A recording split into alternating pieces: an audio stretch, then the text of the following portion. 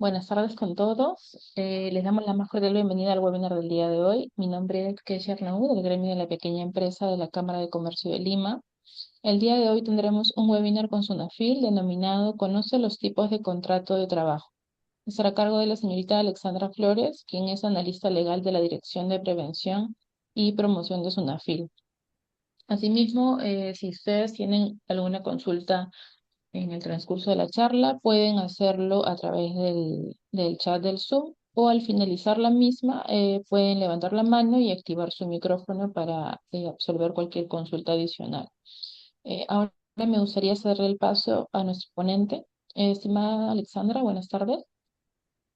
¿Cómo están? Buenas tardes. Muchas gracias por la invitación para poder participar en este webinar. ¿Me confirma si ya podemos dar inicio? Sí, puede empezar, por favor. Listo, muchas gracias. Bien, el día de hoy vamos a abordar las modalidades de contratación y errores frecuentes que se pueden presentar en el desarrollo de las relaciones laborales. Ahora, para poder contratar a una persona es importante identificar si en realidad pues los servicios que presta corresponden como tal a un contrato de trabajo. Y vamos a ver esto porque en nuestra legislación existen diversos tipos de contratos que se pueden celebrar.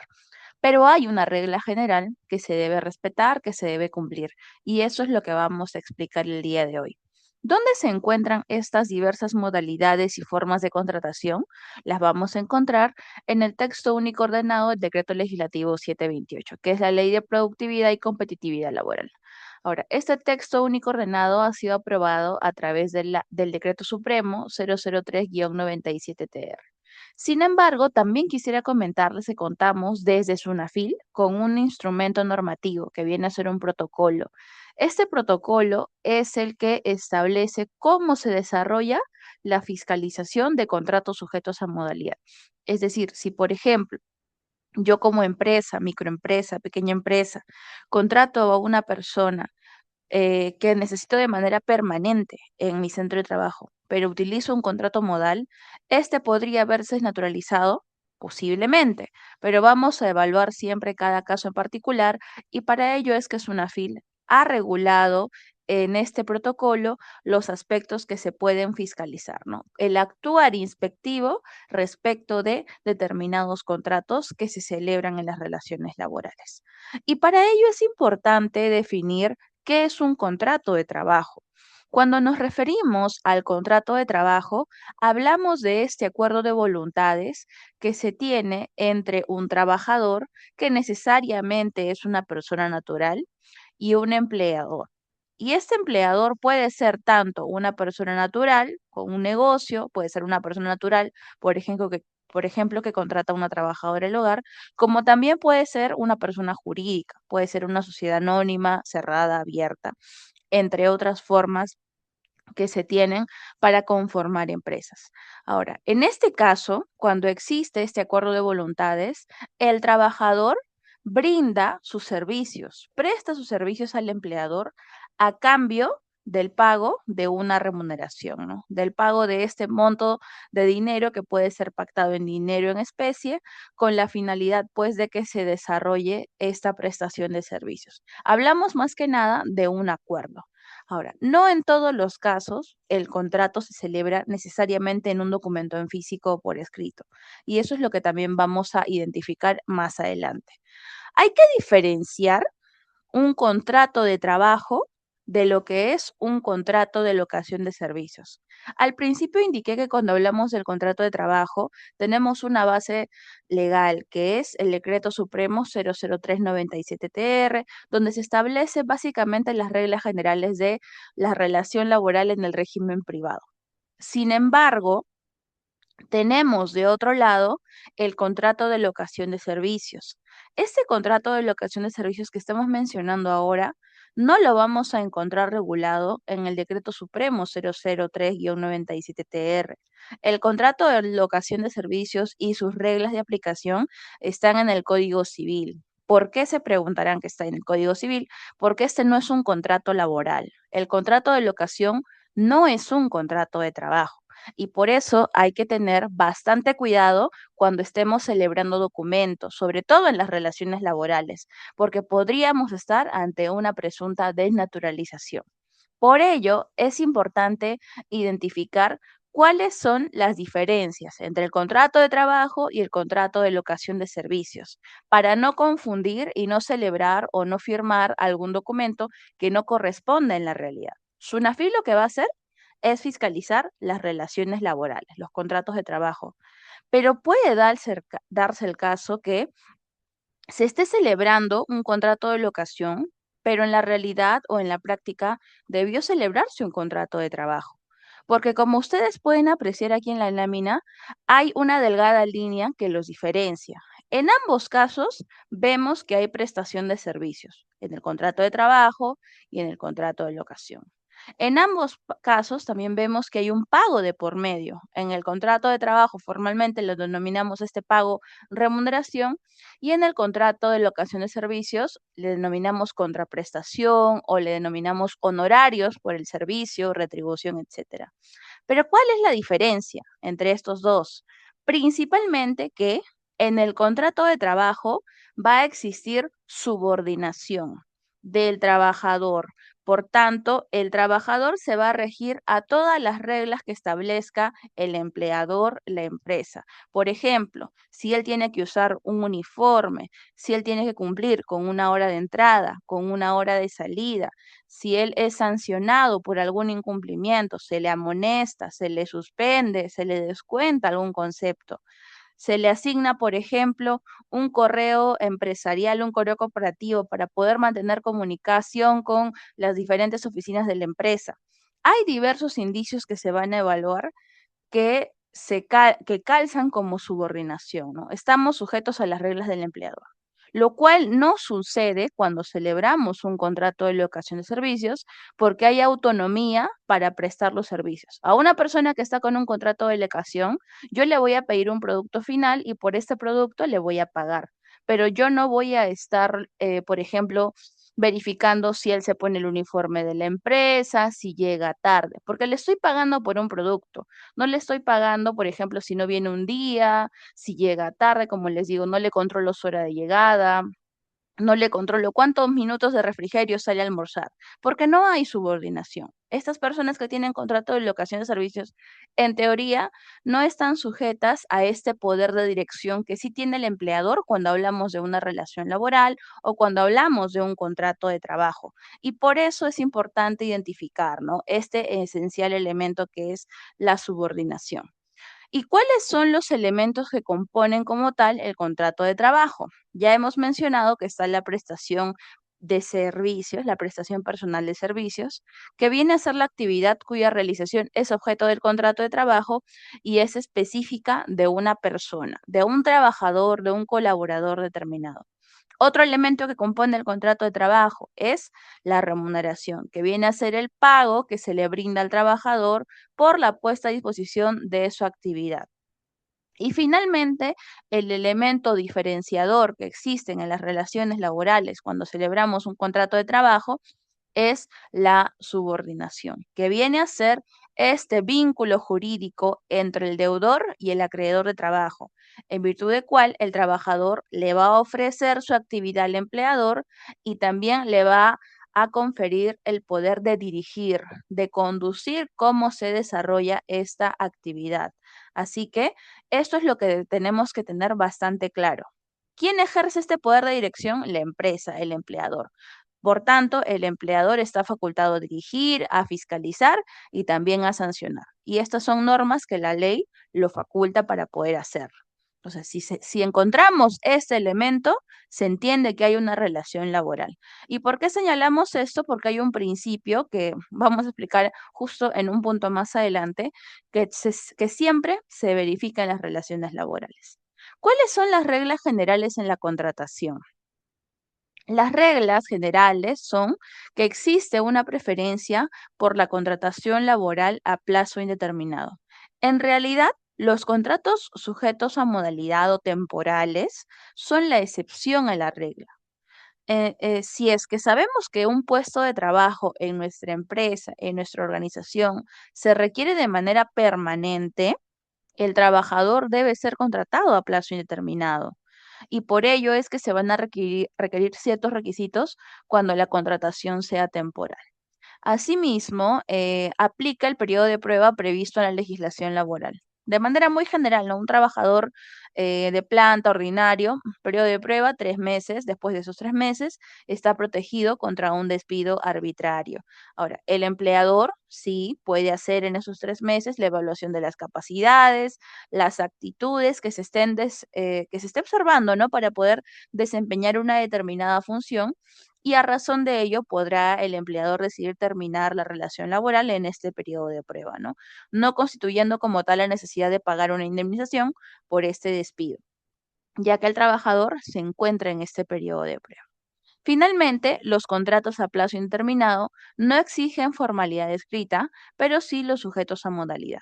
En ese sentido, decimos que si yo voy a celebrar un contrato indeterminado, y esto ya lo hemos venido explicando también en las anteriores sesiones con la Cámara de Comercio, lo básico que tengo que hacer es incorporar a mi trabajador en la planilla. Basta con que yo lo incorpore en planilla dentro del día que inicie a prestar sus servicios y yo ya cumplí con formalizarlo. Si este trabajador es indeterminado, basta con eso, salvo que sea un contrato modal, es decir, que yo necesite a esta persona por 1, 3, 6 meses, etc. Pueden darse diversos supuestos.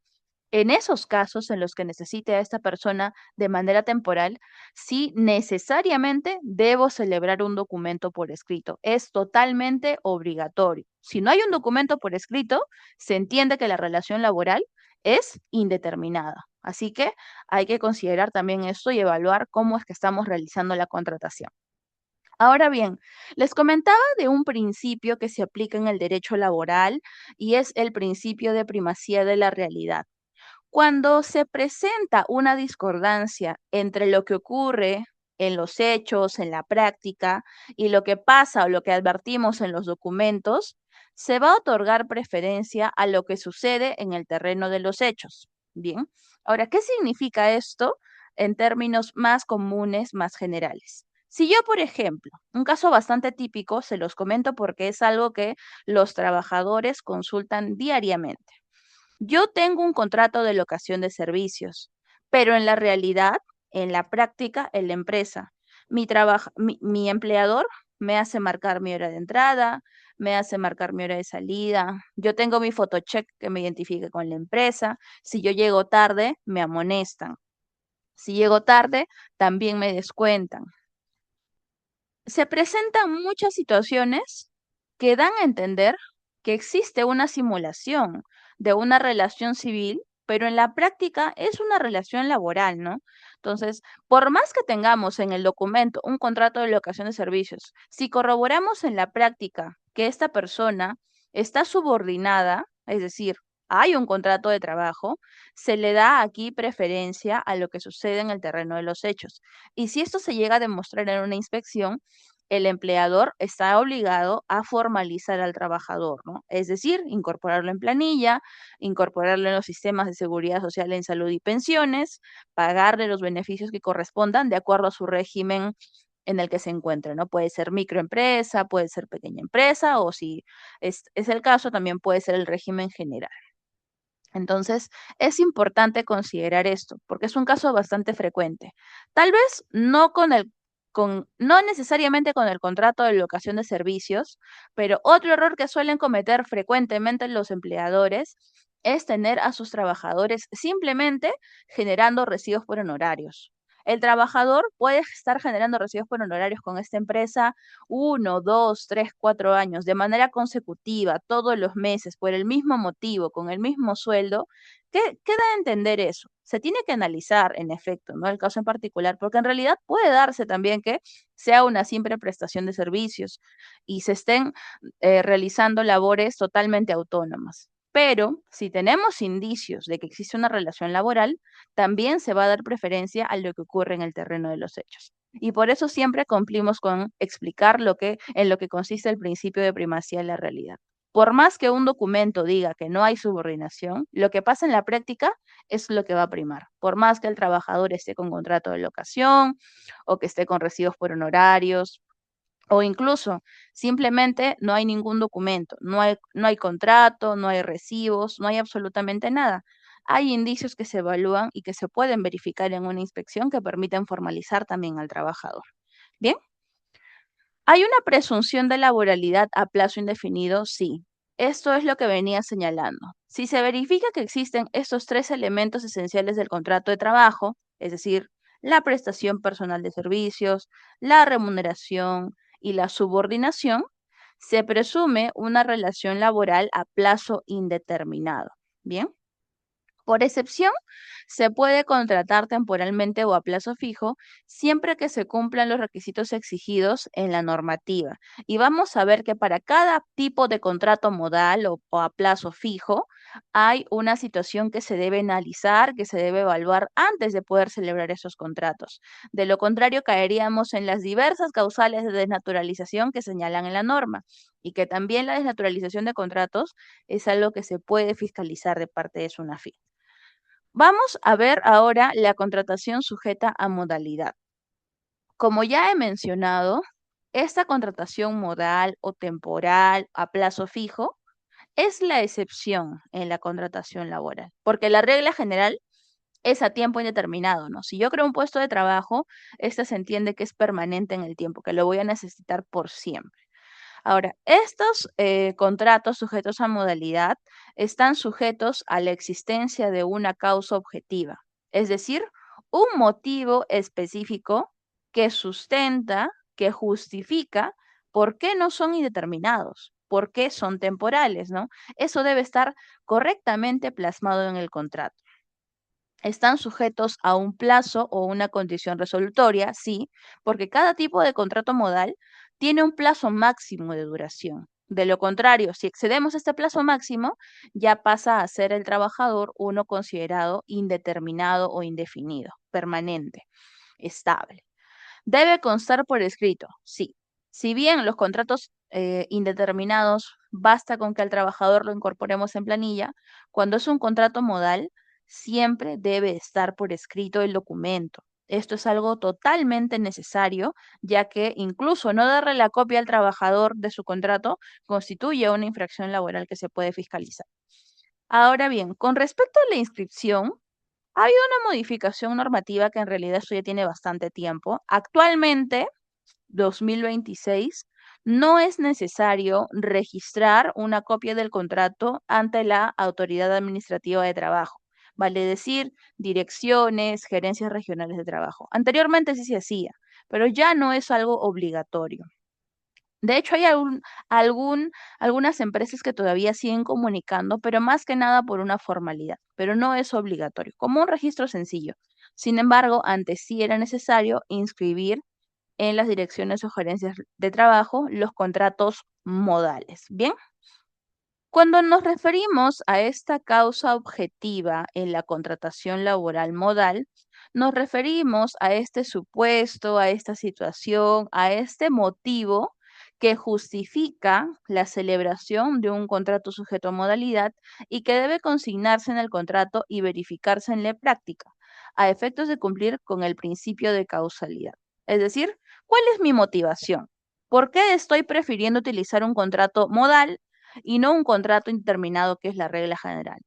Por tanto, necesariamente, sí o sí, tengo que justificar por qué estoy haciendo uso de un contrato temporal. Y vamos a ver que la normativa establece diversas situaciones en las cuales se pueden utilizar los contratos modales.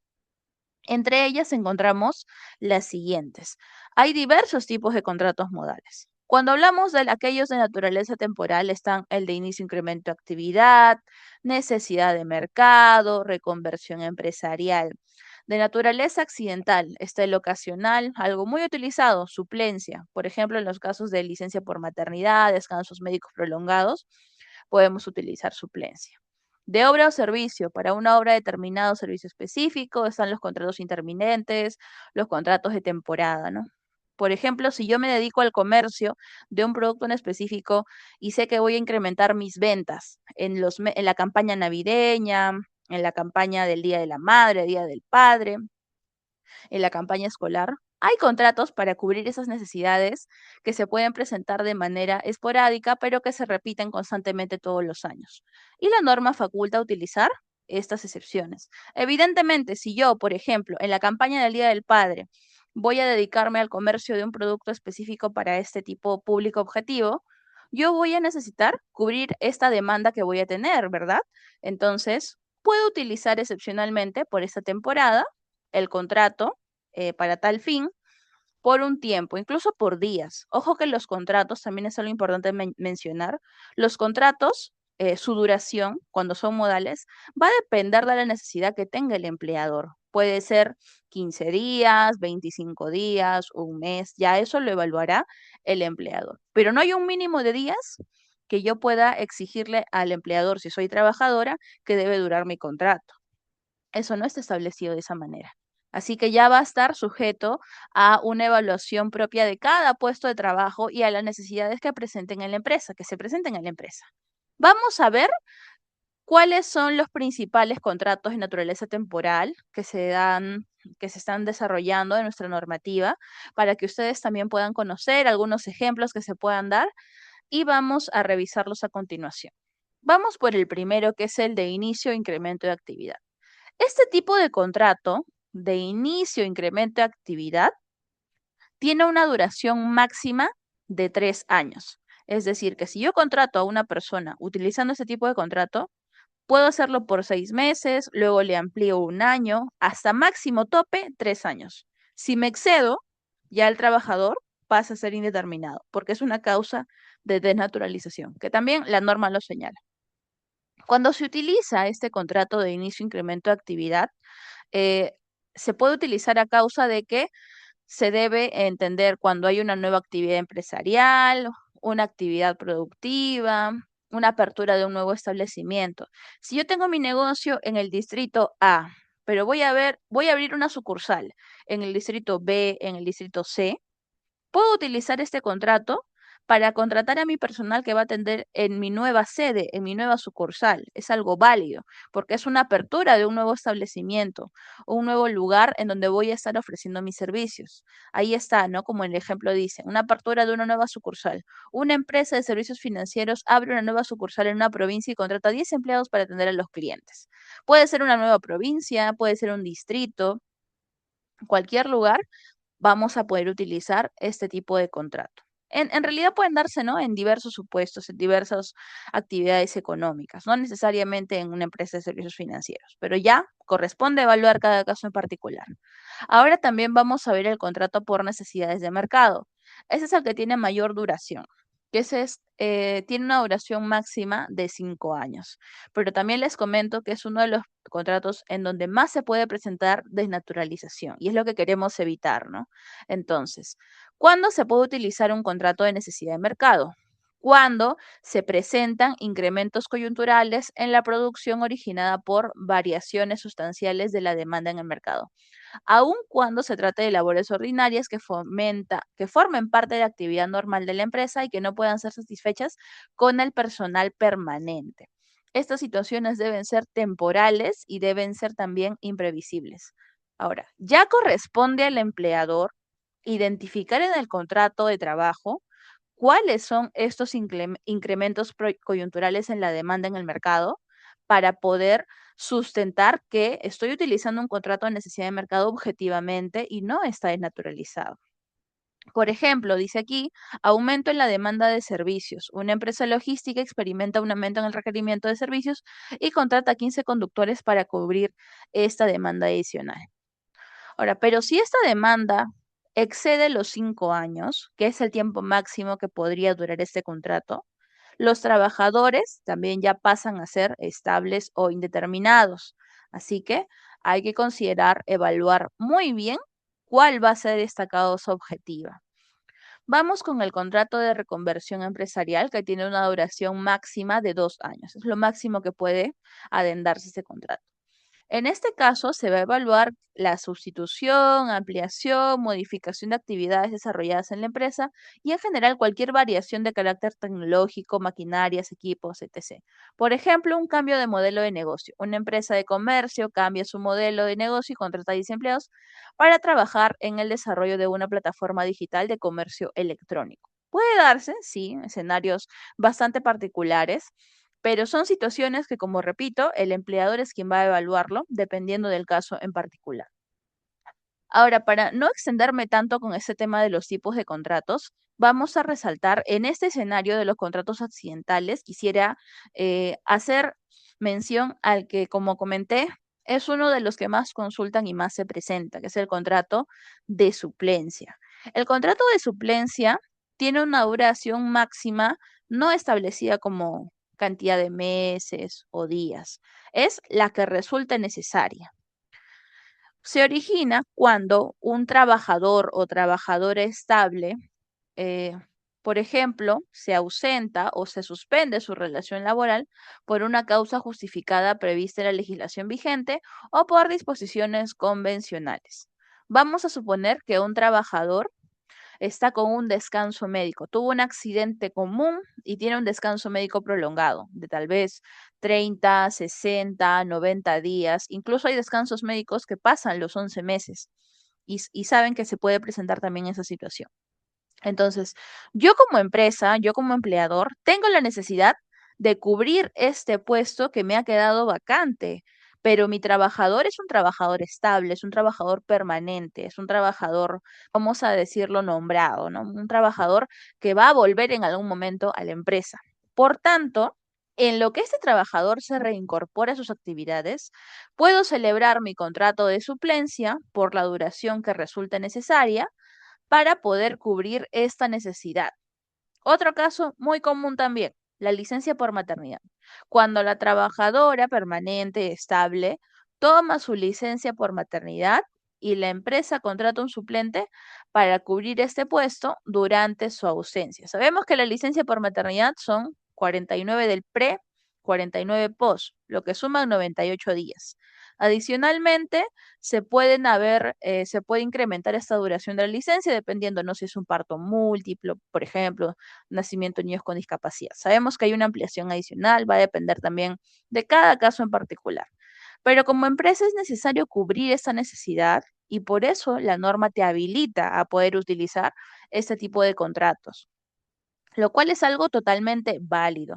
Si ya la trabajadora se reincorpora a su puesto, vamos a poder ya continuar con esta relación laboral, ¿no? Si, por ejemplo, yo también le decido brindar a un trabajador una licencia sin goce de haber por un año, puedo utilizar la suplencia para poder cubrir esta disponibilidad que se presenta en la empresa. Bien.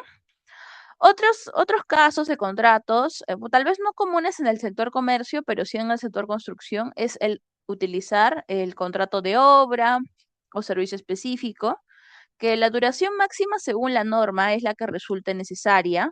Puede ser 5, 4 años, 3 años. Sabemos que una construcción de una obra va a depender mucho, pues, de la magnitud, del tamaño de la obra, así que puede variar esto. Pero hay una casación laboral que sí nos ha establecido un límite, que es un límite máximo de 8 años, que no está en la norma, no está en una casación, pero para que lo tengamos en cuenta referencialmente, serían 8 años, considerando los aspectos que se han establecido en esta casación.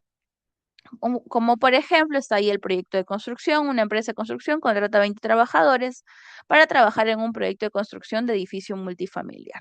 Ahora, dada la naturaleza de esta construcción, evidentemente en algún momento terminas de construir el edificio, la obra, y ya no voy a necesitar este personal. Por tanto, la duración máxima es la que resulte necesaria. En la temporada, y ya lo había comentado también hace un momento, se puede utilizar el contrato de temporada y su duración va a depender de de lo que dure la temporada. ¿Para qué se utilizaría este contrato de temporada? Para atender necesidades propias del giro de la empresa que se cumplen solo en determinadas épocas del año y que están sujetas a repetirse en periodos equivalentes. Sabemos que todos los años tenemos campaña por el Día de la Madre, por ejemplo, o por las ventas navideñas.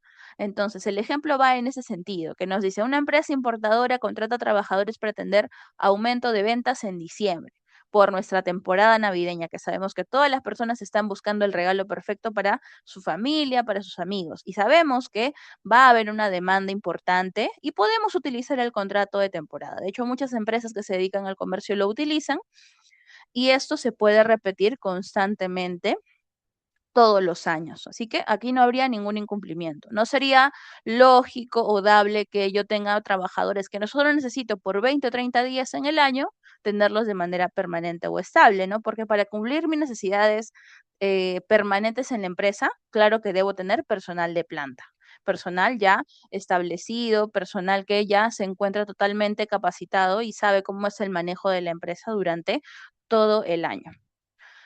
Ahora bien, como ustedes han podido ver, tenemos diversas causas que originan contratos temporales.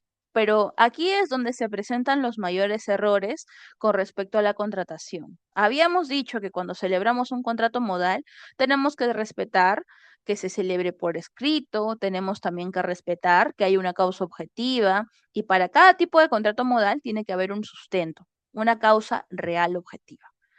Pero, ¿qué pasa si es que se logra verificar o se aprecia que en la realidad esto no se está presentando de esa manera? Es ahí cuando se originan estas causales de desnaturalización de los contratos de trabajo.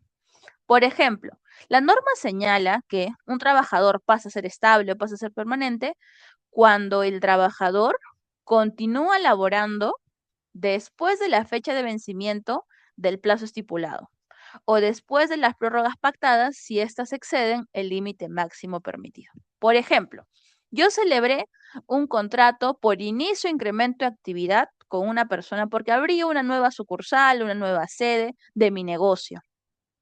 Ya pasaron los 3 años y esta persona sigue laborando en la empresa.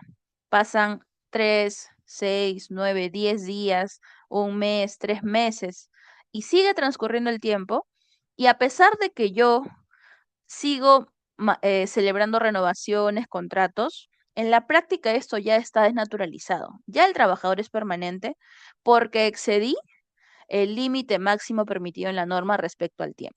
Otro caso que también suele presentarse.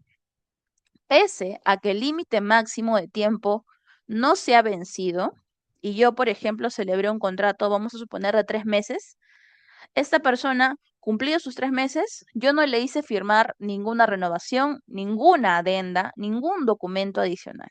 Es decir, esta persona asiste a trabajar toda la semana, está marcando su asistencia y está trabajando sin contrato.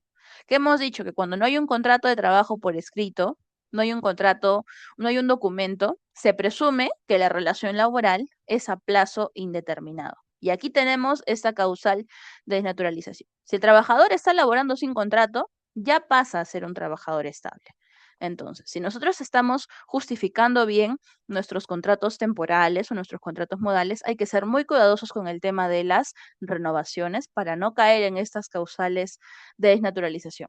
Otro caso en particular, para los contratos de obra o servicio, si el trabajador continúa prestando servicios efectivos luego de concluida la obra, ¿no? Algo similar al primer caso, el primer escenario. Si luego de concluida la obra sigo prestando servicios, vamos a suponer, terminó la obra en el distrito A, pero la empresa quiere seguir contando con este trabajador en el distrito B, en otra obra. Nuevamente, el trabajador está prestando sus servicios, pero no se ha presentado ninguna renovación. En tanto, ya el trabajador pasa a ser permanente o pasa a ser estable. También se puede señalar cuando el titular del puesto sustituido, es decir, en los contratos de suplencia, no se reincorpora vencido el término legal o convencional y el trabajador continúa laborando. Entonces hay que tener también este cuidado especial con los contratos de suplencia. Y finalmente, que es algo que suele también darse en la práctica, más allá del tema de que si sigue elaborando, si no sigue elaborando, si el plazo se ha vencido, es cuando el trabajador demuestra la existencia de simulación o fraude a las normas establecidas en la ley. Las normas establecidas en la ley, ya ustedes las han podido apreciar, que para cada contrato tiene que haber una causa. Si es que esta causa no existe, es inválida, es fraudulenta o es falsa, es decir, si la causa que yo puse en mi contrato en realidad pues es falsa, es fraudulenta, también el trabajador pasa a ser indeterminado. Incluso el trabajador no necesita estar determinado cantidad de tiempo en una relación laboral o con una empresa para demostrar que existe simulación o fraude en la ley. Si suponemos que este trabajador tiene incluso 3 meses en la empresa, he identificado que la causa objetiva de su contrato es fraudulenta, lo puede denunciar y el inspector se encargará aquí de verificar en los hechos, en la práctica, con documentos, con el contrato, si en efecto se ha presentado una desnaturalización del contrato. Entonces, por eso es muy importante sustentar en el documento la causa objetiva de contratación temporal.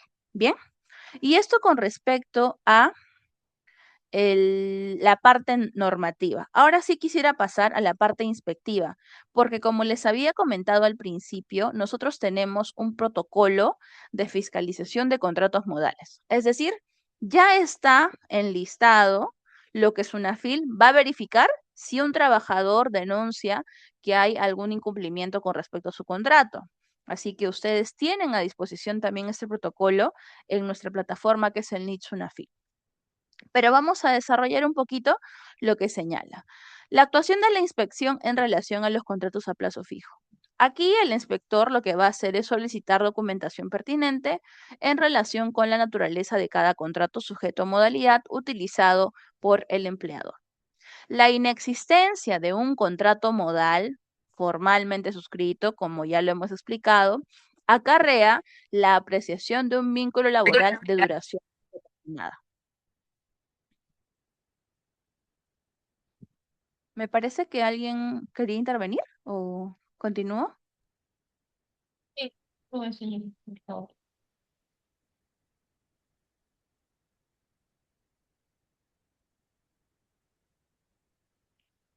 Hola, ¿me confirman, por favor? Si no, para continuar, no sé si por ahí alguien quería intervenir. Sí, puede continuar, por favor. Ok, continuamos entonces. Sí, por favor. Entonces, esto se va a verificar el inspector de SUNAFIL, ¿no? Si no hay contrato modal escrito, se entiende que hay una relación indeterminada. Ya lo hemos mencionado. Pero este protocolo, que lo dejo aquí en la pantalla, este es el nombre del protocolo, 003-2016-SUNAFIL-INI, Protocolo para la Fiscalización de Contratos de Trabajo sujetos a modalidad, señala qué es lo que vamos a estar haciendo o verificando durante la fiscalización, dependiendo del tipo de contrato. Por ejemplo, por inicio o incremento de actividad. Si es inicio de actividades, la constancia de inscripción de la empresa o escritura pública de constitución, licencia de funcionamiento. Si es instalación o apertura de nuevos establecimientos, un documento que acredite la propiedad, posesión o autorización de uso del inmueble. Inicio de nuevas actividades o incremento de las existentes. Registro de compras y ventas, guías de remisión, facturas, comprobantes de pago. Como ustedes pueden apreciar aquí, ya Sunafil está indicando qué es lo que le va a pedir al empleador en caso él esté utilizando alguno de estos tipos de contrato. Por eso es fundamental conocer o tener a la mano este tipo de información. Para necesidad de mercado, por ejemplo, documentos que acrediten la variación sustancial de la demanda en el mercado. Algún documento que acredite el incremento temporal del ritmo normal de la actividad productiva. Si no tenemos esta información, pues se entiende que, ya sabemos, la regla general, contrato a plazo indeterminado. En los contratos ocasionales, de emergencia, para obra de servicio, también hay documentación que se le va a solicitar al empleador. Por ejemplo, para el ocasional, acta, constancia de inscripción, escritura pública y constitución de la empresa, donde conste la actividad habitual. Para el contrato de obra determinado o servicio específico, contrato civil de obra o de locación de servicio, documentos internos que acrediten la existencia del obra o servicio, documentos que permitan identificar labores realizadas, documentos de pago por la ejecución de la obra, entre otros, ¿no? Para poder sustentar que corresponde correctamente el contrato modal. Para el contrato de suplencia, por ejemplo, documentos idóneos y pertinentes que justifiquen la necesidad de reemplazar temporalmente al trabajador titular, ¿no? Ya sea por licencia, por descanso o por algún otro motivo, como hemos mencionado con la licencia por maternidad. Ahora bien, el procedimiento inspectivo se puede iniciar ya sea por pedido de un trabajador que denuncia o un grupo de trabajadores a través de un operativo de fiscalización que puede generar también una orden de inspección. Y en esta orden se van a apreciar las materias a investigar, ¿no? En contrato, siempre eso, el contrato, la entrega de la copia o alguna presunta desnaturalización. Y el inspector tiene un plazo aproximado de 30 días hábiles que se pueden prorrogar dependiendo de la complejidad del caso para poder desarrollar sus actuaciones inspectivas, entre las cuales está la comprobación de datos, también se puede requerir la presencia del empleador, de su representante en las oficinas de SUNAFIL para que se apersone y realice algún aporte documental, alguna aclaración. Si es necesario, también el inspector puede desarrollar visitas de inspección a los centros de trabajo con la finalidad de, pues, apreciar las condiciones de seguridad, los documentos que tengan en la empresa de manera física, se va a poder verificar. El inspector está aquí facultado para realizar cualquiera de estas actuaciones. Y lo más común o típico que se utiliza ahora es el requerimiento de información a través de la casilla electrónica, que se le va a notificar algún tipo de pedido de información a este buzón electrónico oficial que se tiene, con la finalidad de que en un plazo razonable se remita la información, a efectos de demostrar si se está presentando o no un incumplimiento a la normativa laboral. Producto de este procedimiento inspectivo, se puede poner fin a las actuaciones inspectivas, ya sea con un informe en caso de que no se detectó ningún incumplimiento o si es que el trabajador, pues el empleador, mejor dicho, cumplió con subsanar las infracciones que se pudieron haber advertido durante la investigación. Si culminamos con un informe, el caso se va a archivar, aquí no hay sanción, no hay multa de por medio. En el segundo supuesto, que viene a ser cuando se culmina con un acta de infracción, esta se origina cuando los hechos que se han fiscalizado no pueden ser subsanados porque tienen esta característica insubsanable, o también cuando, a pesar de los diversos esfuerzos y requerimientos que hizo el inspector, el empleador no cumplió con subsanar lo que se le pidió. En ese caso, sí, el acta de infracción va a contener una propuesta de multa y se va a dar inicio al procedimiento sancionador, ¿no? Fase instructora, fase sancionadora y se emite la resolución de primera instancia. ¿Cuál vendría a ser la infracción que se tiene en consideración al momento de fiscalizar estos incumplimientos en materia de contratos? Les comento que las infracciones relacionadas con el tema de la contratación está calificada como muy grave. Tenemos tres tipos de infracciones, las leves, las graves y las muy graves. Para este caso, vemos que el artículo 25 en su numeral 5 señala que el incumplimiento de las disposiciones que están relacionadas a la contratación a plazo determinado, cualquiera sea la denominación de los contratos, la desnaturalización, el uso fraudulento de contratos modales y su uso para violar el principio de no discriminación, constituye como tal una infracción muy grave. Entonces, desnaturalización, errores frecuentes están calificados y se enmarcan en este supuesto. En el segundo tipo infractor, que es el 25.21, también se considera infracción muy grave no celebrar por escrito y en los plazos previstos contratos de trabajo cuando este requisito sea exigible, así como no entregar al trabajador un ejemplar del referido contrato dentro del plazo establecido por la norma. Así que la formalidad también califica como infracción muy grave, es decir, no tener el documento en físico, no entregarlo al trabajador, eh, considerando los plazos que se han establecido en la norma. Si se incurre en alguna de estas situaciones, estamos ante un incumplimiento muy grave y esto se puede sancionar. Vamos a ver ahora la tabla de multas. Ahora bien, los hechos acreditados en el curso de un procedimiento inspectivo laboral constituirán valiosas pruebas a discutirse en un proceso judicial acerca de la desnaturalización de un contrato de trabajo sujeto a modalidad. Claro que sí, hay trabajadores que recurren a la vía judicial para poder demandar estos hechos, ¿no? Demandar la desnaturalización, luego requieren el pago de beneficios, por diversos motivos o diversos casos que se pueden presentar en las relaciones laborales. Y aquí tenemos la escala de multas expresada en soles y como ya he mencionado, el monto de la multa va a variar, pero aquí consideremos que estas infracciones relacionadas a contratos son muy graves. Evidentemente, la multa se va incrementando dependiendo del tamaño de la empresa, si es microempresa, si es pequeña empresa, si es no MIPE. Si un trabajador se ve afectado en una microempresa por una denaturalización, la multa asciende a 1.265 soles.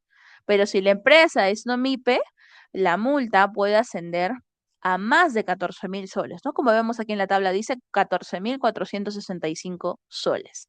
Entonces, va a depender de cómo esté registrada la empresa en el REMIPE para la calificación de la multa en caso se detecte el incumplimiento. Esperemos no llegar a ese supuesto, ¿no? Lo ideal es que durante la fiscalización se cumpla con subsanar alguna omisión que el inspector hubiera detectado.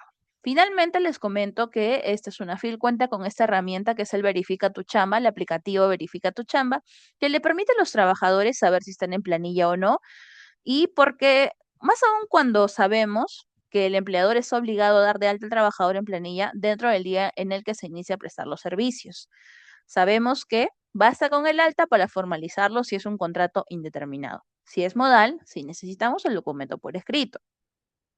¿Por qué los trabajadores, entonces, si tienen su copia de contrato, utilizarían Verifica tu Chamba? A veces se preguntan eso las empresas, ¿no? ¿Por qué nos llegan esas alertas de inconsistencias en la planilla? Bueno, eso pasa porque al trabajador no se le entrega la copia de su contrato y eso le genera pues un tipo de inseguridad de la formalidad, no se le entrega la constancia de alta en el registro. Entonces, eso también genera dudas y hace que Verifica tu Chamba sea una herramienta bastante utilizada por los trabajadores. ¿Y qué pasa? Si el trabajador no se encuentra en planilla, automáticamente Verifica tu Chamba le va a mandar una alerta a la empresa requiriendo que en un plazo establecido cumpla con regularizar.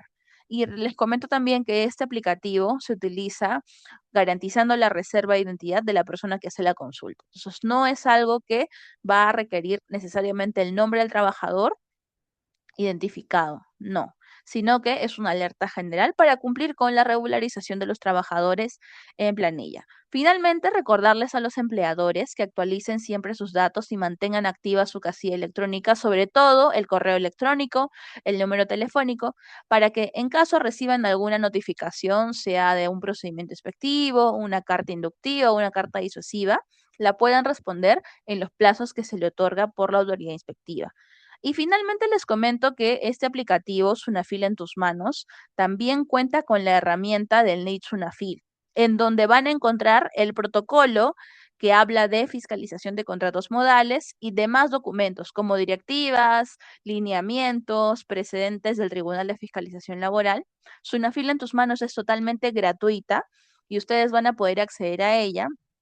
Para los empleadores, importante el NIT Sunafil con la finalidad de que conozcan cómo es que Sunafil va a desarrollar cualquier inspección y ustedes estén preparados para poder afrontarla de manera exitosa. También tienen la opción de identificación de inspectores que les permite conocer que la persona que se está personando a su empresa como inspector de Sunafil en realidad es un inspector de trabajo. Así que de esta manera los van a poder identificar. Si han presentado algún escrito por mesa de partes, tienen la opción también de consultar el estado de trámite de su documento. Y por último, quisiera mencionar, ya esto es algo que estamos haciendo en todas nuestras presentaciones, que si ustedes conocen algún acto de corrupción en la entidad, deben denunciarlo y para ello tienen aquí a su disposición los canales para hacerlo. El canal de Plataforma Única de Denuncia Ciudadana, que viene a ser denuncias.servicios.gov.p, el correo electrónico denunciasdecorrupción@sunafil.gov.p y la mesa de partes virtual, que la van a encontrar en nuestra página web www.go.p/Sunafil. Si lo desean, pueden solicitar la reserva de su identidad cuando denuncien cualquier hecho, cualquier acto de corrupción que se puede estar presentando y que ustedes conozcan de parte de los servidores e inspectores de Sunafil. También tienen a su disposición el código QR en pantalla. Muchas gracias por su atención. Ahora sí pasamos a atender las consultas que quedaron en el chat. Y recuerden que si tienen alguna duda que quisieran dejarnos por escrito, en pantalla encuentran el código QR de Sunafil Responde para poder atender cualquier inquietud que se presente respecto a la normativa laboral y para el tema de seguridad y salud en el trabajo. Contamos con especialistas que se encargan de revisar este aplicativo, Sunafil Responde, y lo único que deben hacer es escanear el código QR que está en pantalla y de esa manera vamos a poder atender cualquier inquietud que tengan respecto a los derechos laborales y SCT. Muchas gracias y ahora sí pasamos a revisar el chat con las preguntas. Muchas gracias, señorita Alexandra. Sí, a ver, las preguntas. ¿Le puedo pagar un seguro al locador? Si hará un trabajo en campo, ¿le puedo dar sus viáticos? Bien. El tema Ujú. del seguro, el tema del seguro a un locador es algo que sí se puede pactar en el contrato de locación de servicios, además lo hemos visto. No necesariamente eso es un indicio de laboralidad, porque se van a evaluar un conjunto de indicios de laboralidad, ¿no? Esto podría ser uno de los tantos indicios que se evalúan. Eso no significa como tal que automáticamente la persona a la que uno le paga un seguro es locador. Puede ser lo que se haya pactado en el contrato de locación, que es un gasto, un costo que va a asumir la empresa.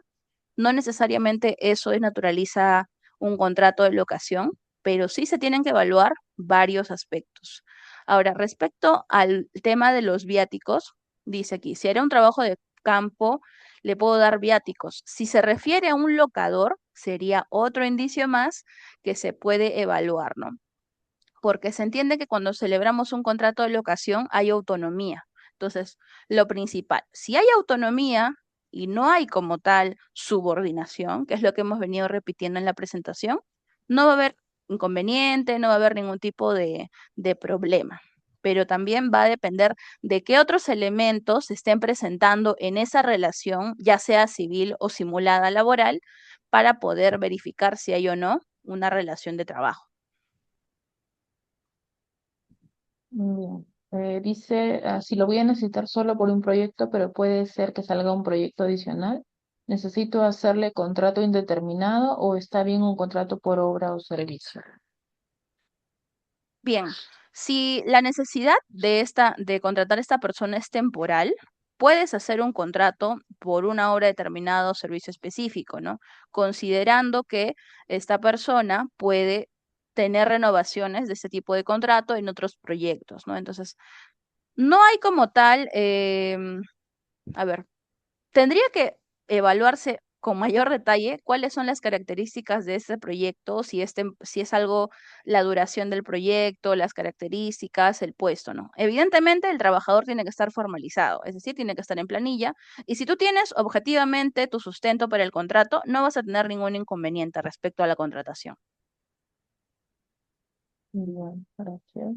A ver, siguiente pregunta. Dice, si uno trabaja para una empresa natural con RUC 10, porque es investigadora, no es, no es empresa, emito recibo por honorarios todos los meses y tengo un horario de trabajo, ¿cómo procede en ese caso? No es empresa para poner en planilla.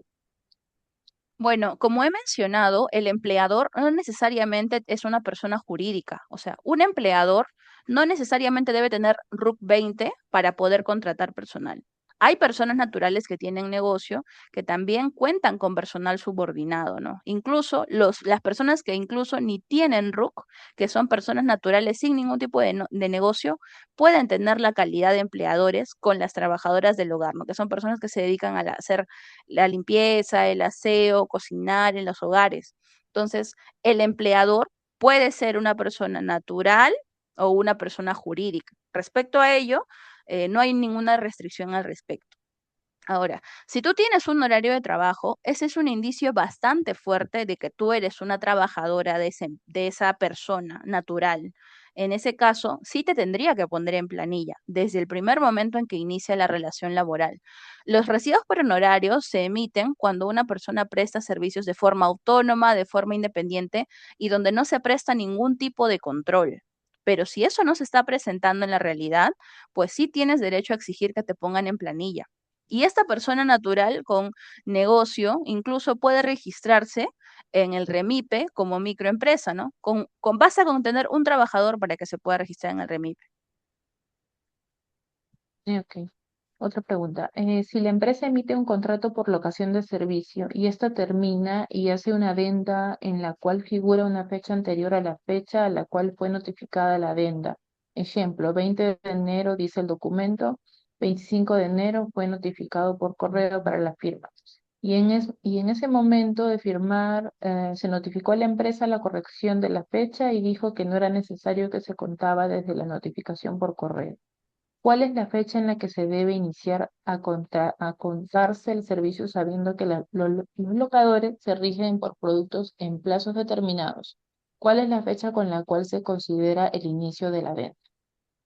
Bien, en este caso, como no se trata de un contrato laboral, va a depender de lo que pacten las partes. El contrato de locación es un contrato privado, no es un contrato laboral. Por tanto, aquí va a depender de lo que las partes señalen, ¿no? No hay como tal una regla que te pueda aclarar desde SUNAFIL para ello, porque no estamos hablando de un contrato de trabajo. ¿Qué organismo o ley protege a los locadores de servicios en el caso de una desnaturalización de servicios, condicionamiento de pagos por causas ajenas a locadores y cambios constantes en los lineamientos de ejecución? Como vengo mencionando, SUNAFIL lo que protege son las relaciones laborales. Si hay un incumplimiento a la normativa laboral, SUNAFIL va a intervenir. Solamente podemos verificar contratos de locación de servicios cuando se simulan o se utilizan contratos de locación de servicios, pero en la práctica existe una relación laboral. Si tu aspecto, el aspecto de vulneración al que te refieres es laboral, SUNAFIL sí va a poder hacer una verificación. ¿En qué casos, por ejemplo? Incorporación en planilla del trabajador, reconocimiento de beneficios sociales como vacaciones, CTS, gratificaciones. Esa es la competencia que tiene SUNAFIL, si es que hay una desnaturalización. Incluso tenemos un lineamiento que habla de las causas de desnaturalización de contratos de índole distinta a la laboral, pero van más que nada al reconocimiento de derechos laborales. Si tú eres un locador de servicios como tal, puro, es decir, no está desnaturalizado tu contrato de locación y no eres un trabajador, pues lo que puedes acudir es al Minjus porque ellos tienen un servicio de conciliación, ya que como vengo mencionado, un contrato de locación es un contrato privado y por tanto se rigen bajo las normas del Código Civil. Y en el Minjus tienen un servicio de conciliación y también un servicio de asesoría cuando la contratación es civil pura, ¿no? Y está bien hecha y si hubiese algún incumplimiento, es algo que se puede manejar en el derecho civil. Ok. Si en el caso que este incumplimiento se realiza por parte de una ONG, ¿tiene el mismo proceso de denuncia que una empresa? Tendría que precisar cuál es el incumplimiento. Ujú. Me parece que está incompleta la información en la pregunta. Ok. Consulta, ¿qué tipo de contrato es cuando son personas de extranjero y qué tipo de contrato es para la CAN? Bien, para el caso de los trabajadores extranjeros, no basta con celebrar un contrato modal, ya que hay una norma especial que regula, que es la Ley de Contratación de Extranjeros y sus reglamentos. Ahorita la de contratación la quiero mencionar aquí para que lo tengamos en cuenta. Es un contrato especial. No es una norma los extranjeros no se regulan bajo las reglas que hemos explicado el día de hoy. Tienen el decreto legislativo 689 y su reglamento que ha sido aprobado bajo decreto supremo 014-92-TR. Para que un extranjero pueda laborar en Perú, necesariamente se requiere la aprobación de su contrato y tener calidad migratoria habilitante. Es decir, si yo tengo la calidad migratoria que me habilita para poder realizar funciones en Perú, voy a poder trabajar. Sin embargo, hay porcentajes limitativos que se deben respetar respecto a la cantidad. No toda empresa va a poder contratar extranjeros respecto y se tiene que evaluar aquí cuántos trabajadores tiene esta empresa, ¿no? Porque no se debe superar el 20%. Ahora también hay otro porcentaje limitativo respecto a las restricciones con los montos de las remuneraciones, porque en efecto hay una preferencia, de acuerdo a nuestra ley, hay una preferencia en la contratación de peruanos.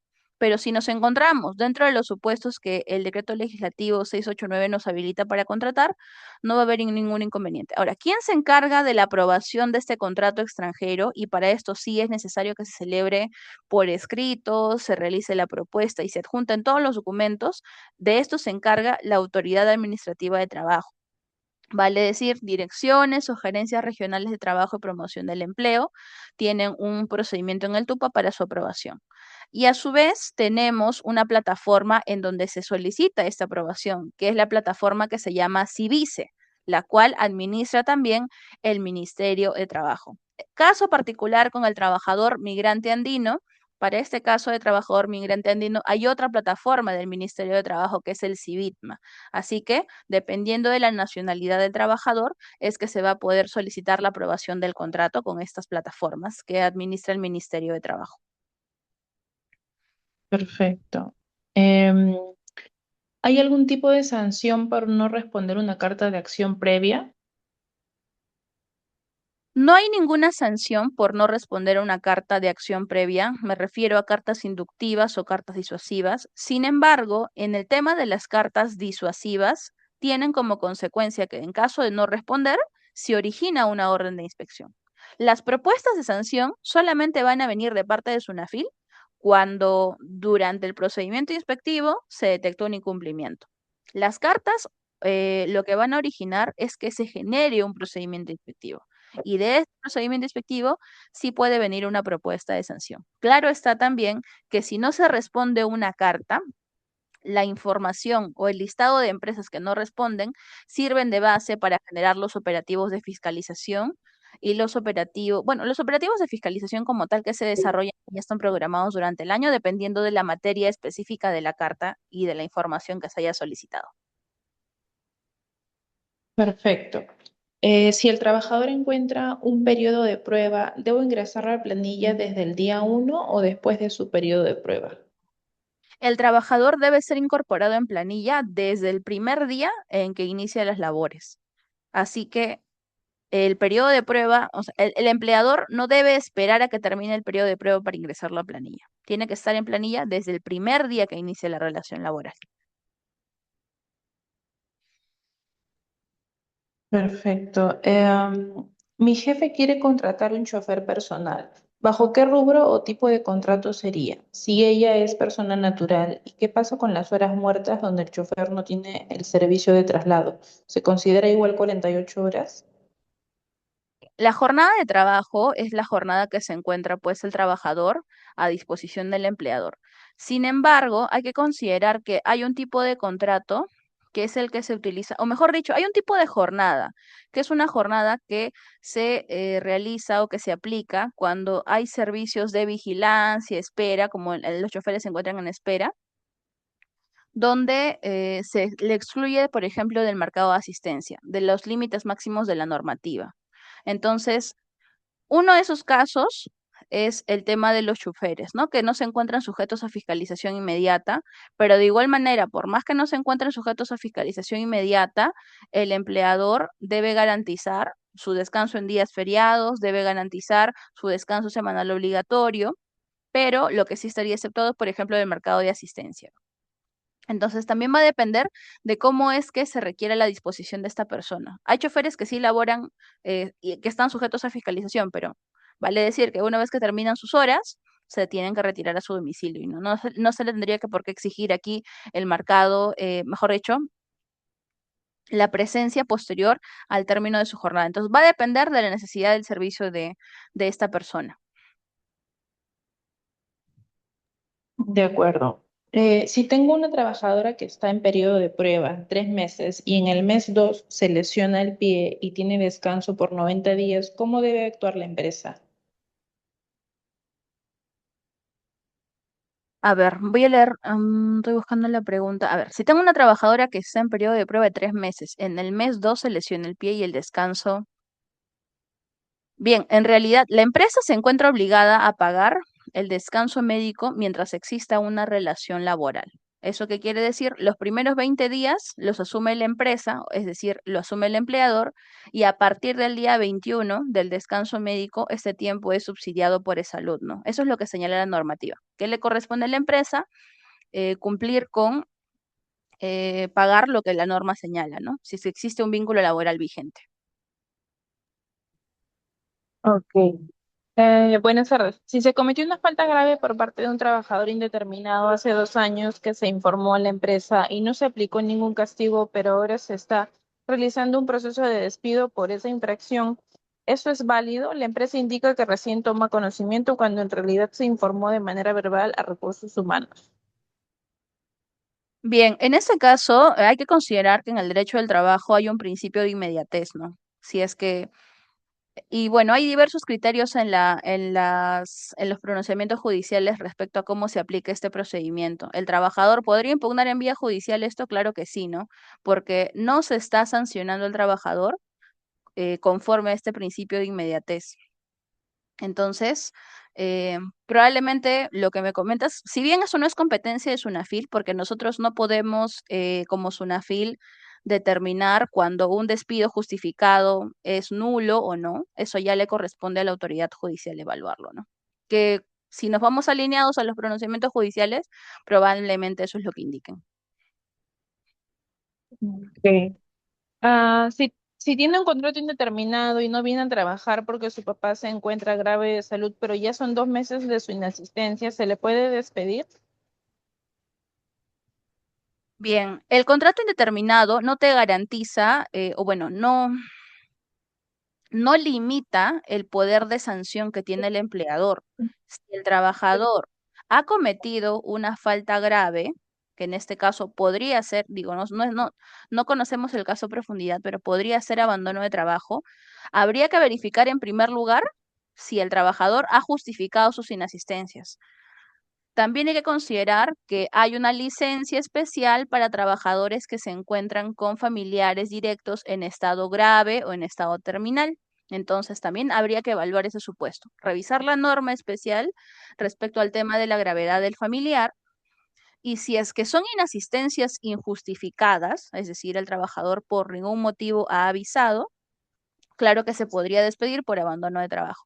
Pero también corresponde señalar, puede darse el caso, como digo, no sabemos, no tenemos más detalles, puede darse el caso que el trabajador haya justificado bajo esta norma, puede darse el caso también que el trabajador haya solicitado una licencia sin goce, haya solicitado adelanto de vacaciones para esta ausencia. Entonces hay que evaluar varios aspectos antes de despedirlo, ¿no? Y las infracciones que se señalan en la norma si vamos a despedir a un trabajador de forma justificada, como digo, el empleador está totalmente habilitado para despedir de forma justificada, es considerando los supuestos que estén establecidos como faltas relacionadas con la capacidad o con la conducta del trabajador que están en el Decreto Supremo 003-97-TR.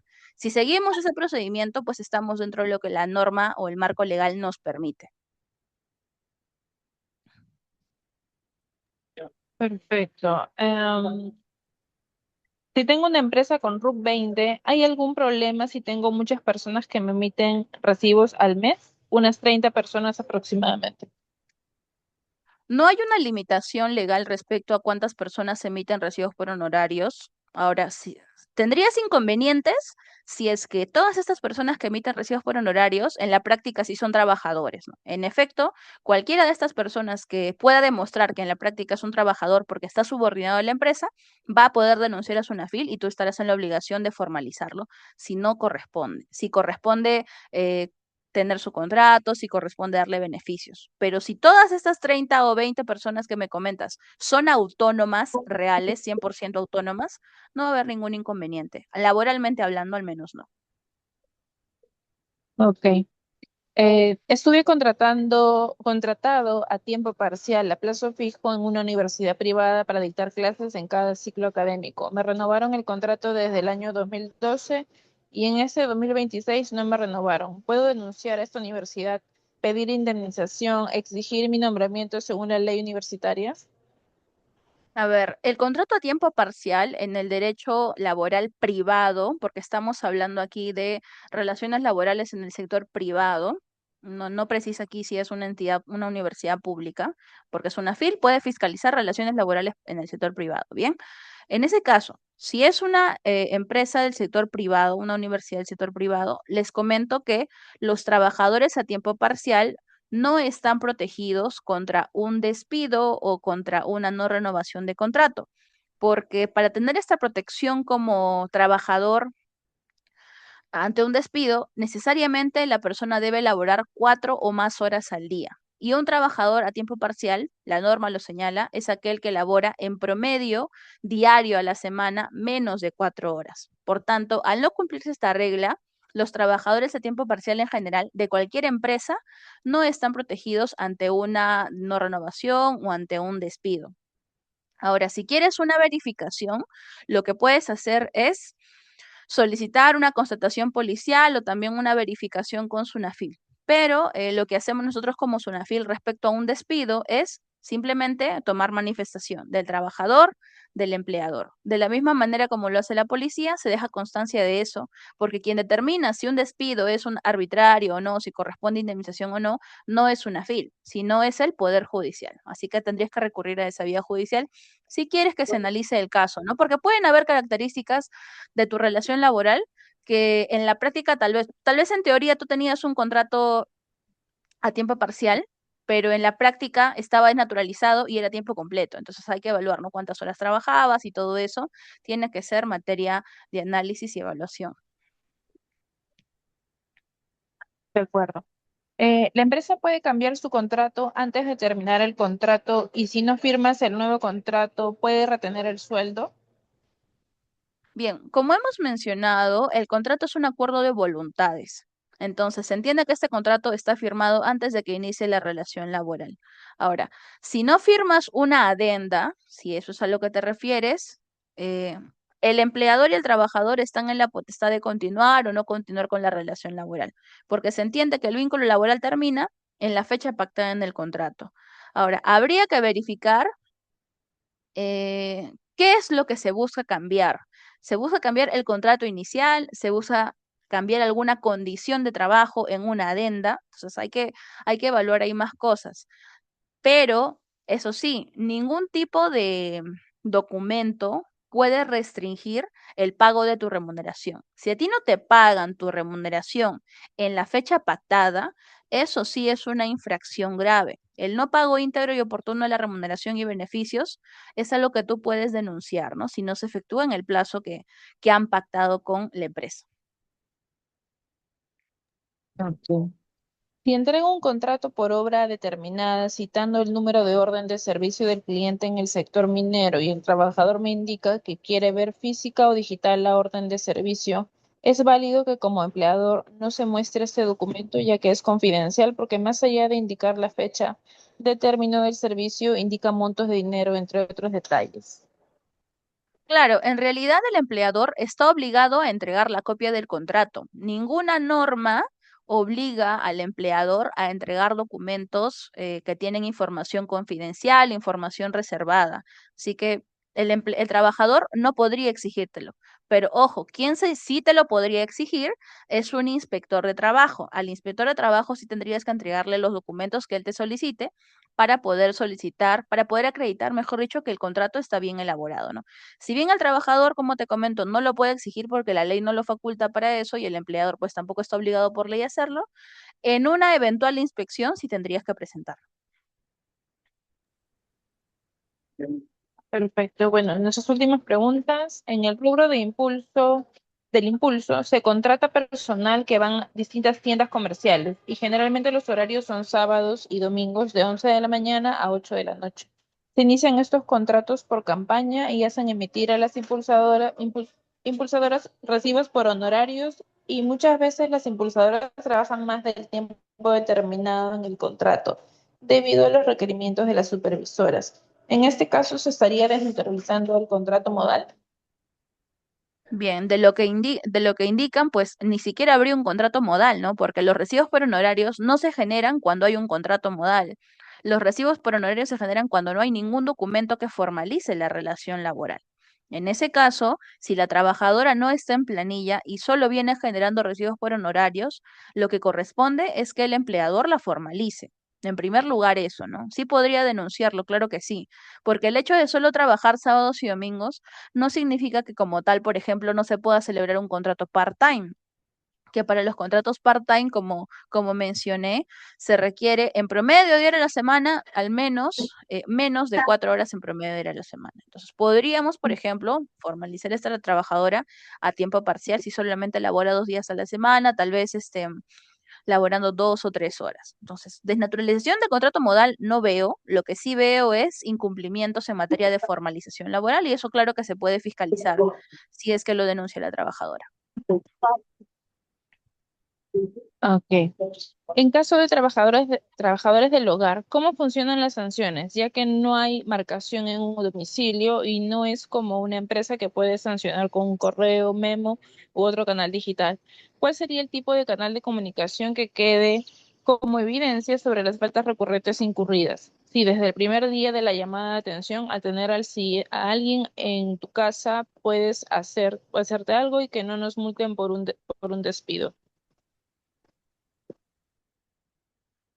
El hecho de que no haya marcación en domicilio no exime al empleador de registrar la asistencia de la trabajadora del hogar. El empleador, de igual manera, está obligado a registrar la asistencia de la trabajadora del hogar. Esto se puede hacer en soporte físico o se puede hacer en soporte digital. Ahora, en efecto, no es como una empresa que no se sanciona por correo o memo, pero tenemos documentos en físico. Si la trabajadora llega tarde reiteradamente, si comete alguna falta, claro que se le puede sancionar y se le puede entregar el documento de manera física. No necesariamente tiene que ser por algún medio digital, ¿no? Entonces, si hay algún incumplimiento, claro que el empleador también está facultado para terminar la relación laboral de manera justificada. Entonces, no necesariamente los medios de comunicación electrónica son los que se van a utilizar, ¿no? Sobre todo en este caso tan particular. Y también les comento que Sunafil, adicionalmente a este protocolo de contratos, tiene un protocolo, una directiva para fiscalizar el trabajo del hogar. Y eso lo van a encontrar en el NIT Sunafil, ¿no? Si hay algo un poco más específico que se quiera conocer. Perfecto, muchas gracias. ¿Hay algún modelo de contrato para Remipe? No hay ningún modelo de contrato que elabore Sunafil, pero el Ministerio de Trabajo en su página web sí tiene modelos de contrato modales. Ojo, en general los contratos modales, pero para REMIP en específico no habría. Si bien es cierto, lo que yo sugeriría a aquellos que quieran tal vez una asistencia técnica de cómo elaborar sus contratos, pueden hacerlo de manera gratuita en el servicio de...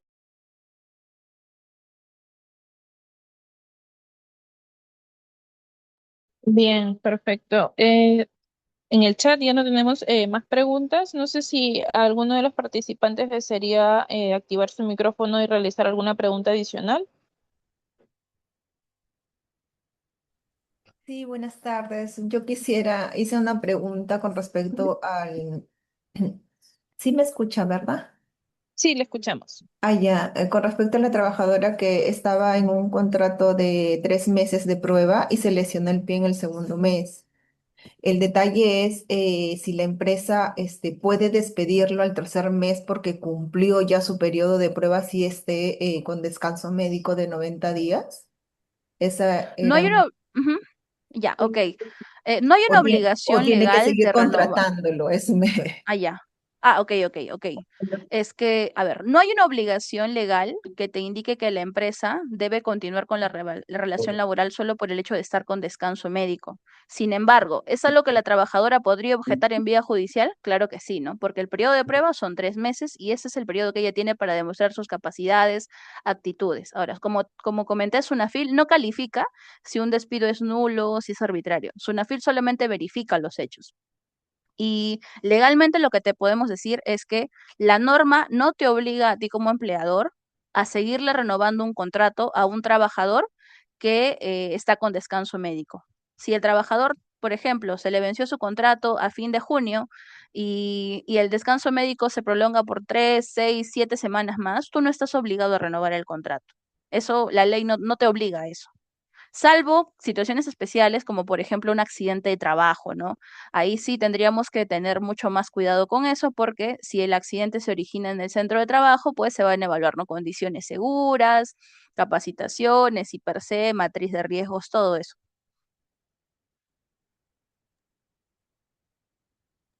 Ah, ok, gracias. Gracias a usted.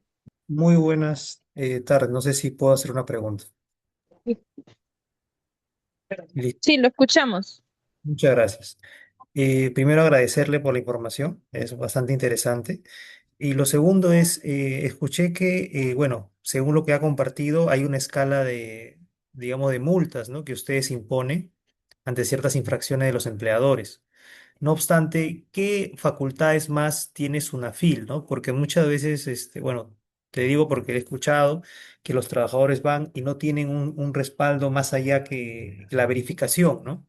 Pero de manera, digamos, ya facultativa de la misma institución o de sus verificadores, ¿qué tipo de acciones ustedes toman adicionalmente a la verificación in situ o las notificaciones que realizan? ¿No? Quisiera saber eso un poquito más porque eso es un tema que de verdad queda bastante en duda cuando se inicia un procedimiento ante su institución. Muchas gracias. Bien, la facultad que tiene SUNAFIL es tres: fiscalización, prevención y promoción y evaluación. Dentro de la prevención y promoción está el envío de cartas inductivas, cartas disuasivas, acciones de capacitación como la que estamos desarrollando el día de hoy. Las acciones de fiscalización, que es nuestro segundo eje, son las acciones de inspección, ¿no? Las órdenes operativos. Y la tercera, la supervisión y evaluación, que viene a ser pues el manejo de cómo es que SUNAFIL o el inspector de trabajo está desarrollando su actuación. En ese caso, lo que puede hacer SUNAFIL es verificar que hay un incumplimiento.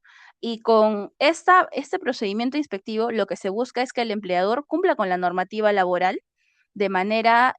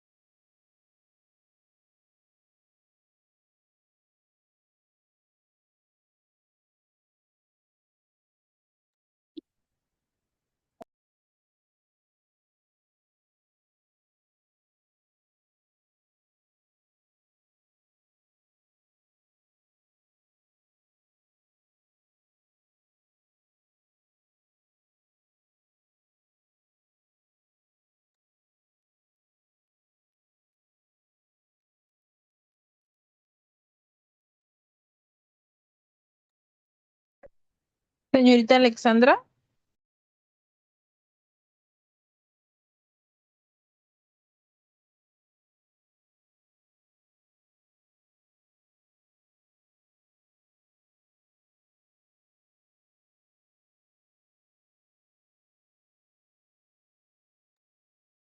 señorita Alexandra, ¿me escucha?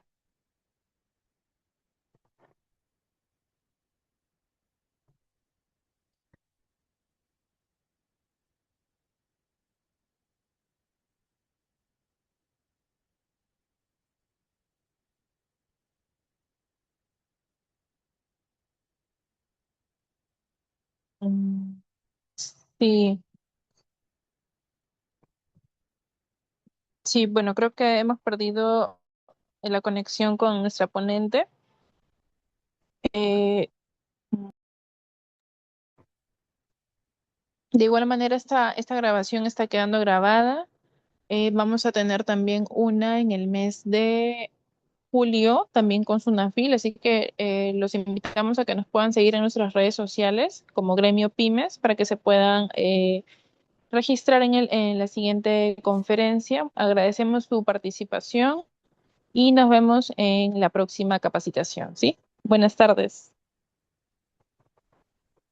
Hola, buenas tardes. Van a disculpar que se me fue la conexión del Ahí internet. está. Ahí Sí, está, ahí está. van a sí. Ahorita, ¿Cómo por está? eso me volví a conectar. Van a disculpar que se fue la conexión del internet. Le estaba Sí, no se respondiendo al preocupe. señor su consulta y se me fue el internet, por eso me he vuelto a conectar. Y ya, le estaba indicando que, en efecto, me había preguntado sobre cuál es la función que cumple específicamente SUNAFIL, y como le comenté, no tenemos tres ejes: el preventivo, promocional, el de supervisión y el de fisca. Nosotros hacemos las acciones de la atención de denuncias, los operativos a través de este eje de fiscalización laboral. Y dentro de estas facultades que tiene el inspector de SUNAFIL está el poder instar, porque el procedimiento inspectivo dura más o menos 30 a 60 días hábiles, con la finalidad de que el empleador, a través de estos requerimientos o a través de estas modalidades, que quería presentar, justo aquí lo tengo en mi lámina, a través de estas modalidades que tenemos, aquí están, se desarrolle el procedimiento inspectivo. Entonces, durante este periodo de 30 a 60 días hábiles prorrogables, se hace comprobación de datos, se hace requerimiento de información, se hace visitas, se hace comparecencia.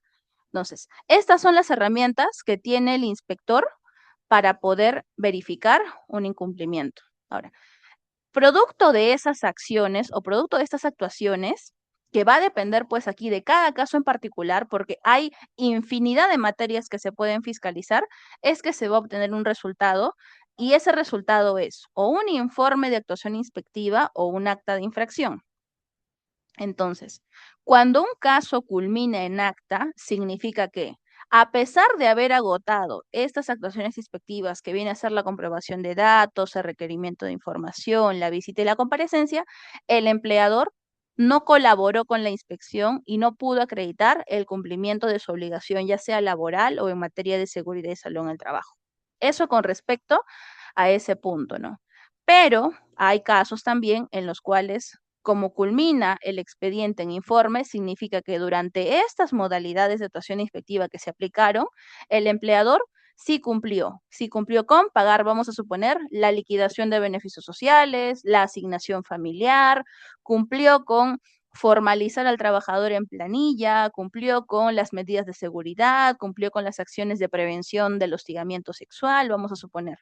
Entonces, producto de este desarrollo que se presenta en la fiscalización, es lo que puede agotar SUNAFIL. Y esto es lo que le faculta la Ley General de Inspección del Trabajo, la 28806, y todas las conductas que puede fiscalizar SUNAFIL están en el reglamento de esta ley, que viene a ser el Decreto Supremo 019-2006 TR.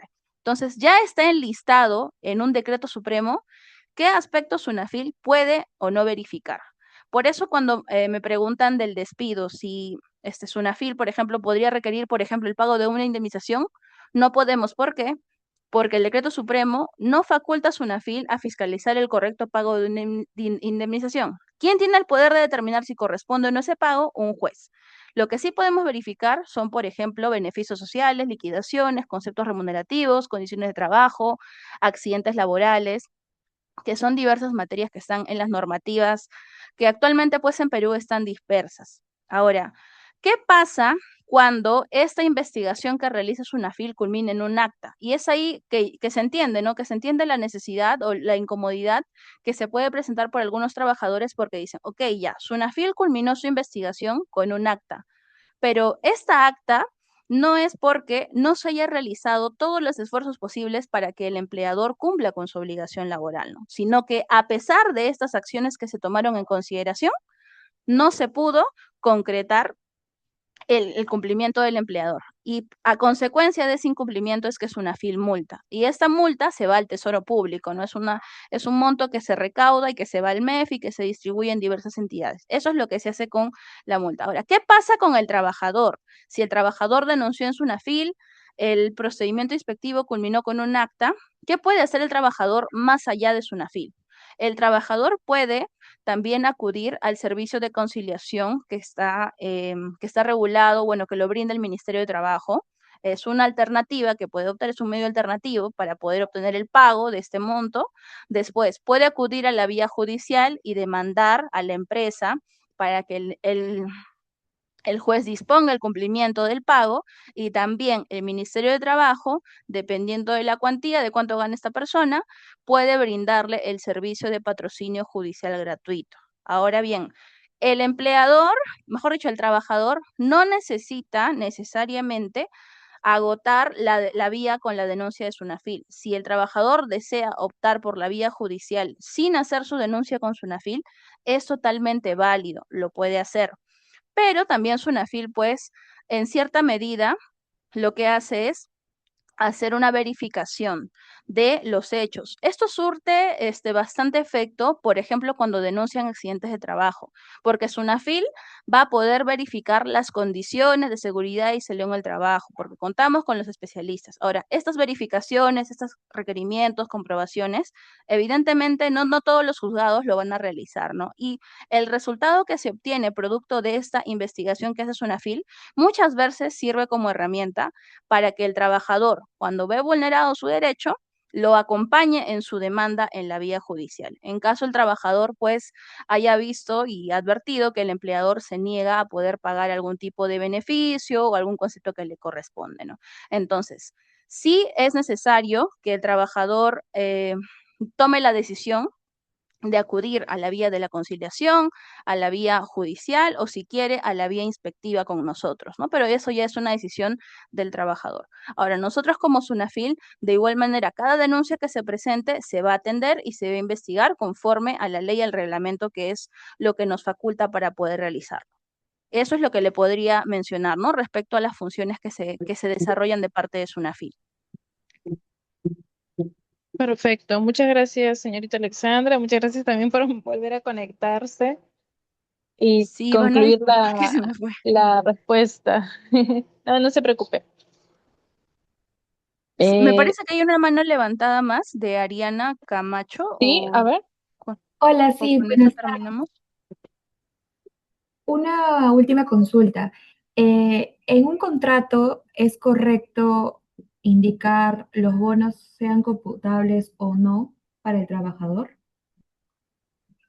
O sea, Bien, más allá de lo que diga el contrato, Ariana, lo que se va a evaluar es el- la periodicidad del pago. Hay empresas que optan por precisar esto en documentos, como por ejemplo hay empresas que tienen política de bonificaciones, política de comisiones, política de remuneraciones. Lo que es obligatorio que toda empresa tenga es su política salarial y su cuadro de categorías y funciones. Ahora, si internamente quieren manejar esta información sobre las bonificaciones en un documento, en un contrato o en una política, alineamiento adicional, lo pueden hacer. Esto no desnaturaliza el contrato. Ahora, ojo, el hecho de que eso esté precisado en un documento tampoco garantiza que esa bonificación en un supuesto puede desnaturalizarse, ¿no? Eso también va a depender de cómo se está pagando, si, por ejemplo, es de libre disposición, si el monto es razonable, si se ajusta a las características. Así que legalmente no están restringidos, pueden hacerlo de esa manera, pero si evaluamos a fondo la naturaleza del bono, eso se va a tener que ver con la forma de pago. gracias. Gracias.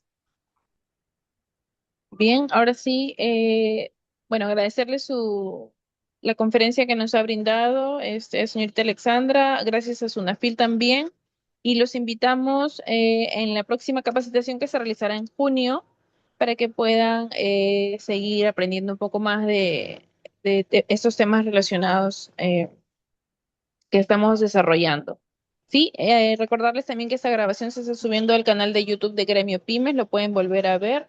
Eh, y bueno, agradecerles su participación, su asistencia, sus preguntas. Y bueno, damos por concluido el webinar del día de hoy. Gracias, que tengan muy buenas tardes. Hasta luego. Gracias, señorita. Buenas tardes con todos.